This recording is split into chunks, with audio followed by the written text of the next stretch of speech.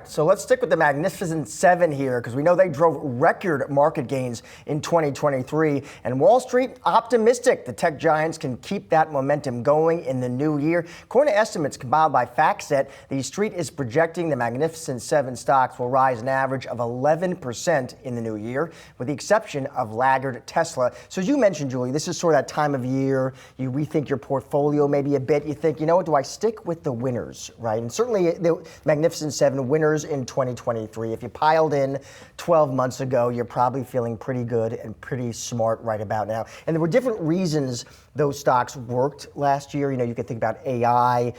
Certainly these were companies that put so much time and effort and money into that tech, and they began to integrate that tech across their product portfolios. Another reason, obviously, some investors piled in because they thought they were defensive, right? They saw, you know, they were relatively predictable, strong moats, strong balance sheets. Warren Buffett likes some of them. He's a pretty smart guy. So now the question is, do you stick with that trade as we head into the new year? Well, most strategists are sticking with that trade, at least the individual analysts who cover these stocks. If we look at those price targets, except for Tesla, they're all on average looking for upside here.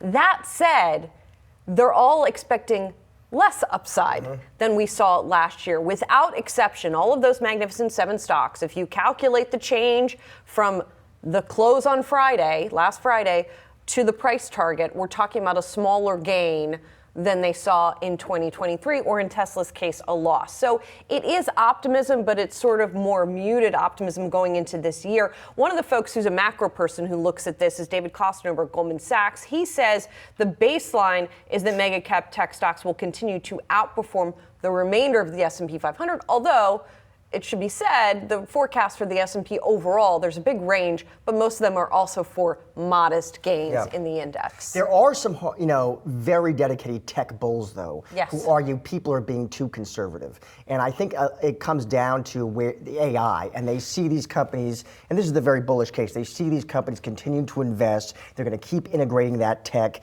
across their products, across their services, and they just are making a bet that use cases and monetization is going to keep ramping. So well, a couple of individual things that I just quickly want to mention that's going on today. One of them is that Apple shares are trading lower.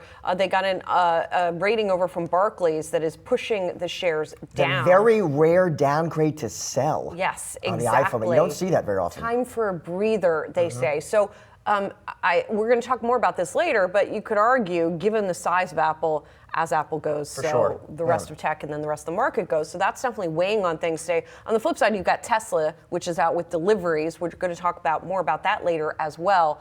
And so even though the forecast is for it to decline on the year, it had been higher earlier today. Because they beat consensus. Now off by 2/3. We'll keep watching that one.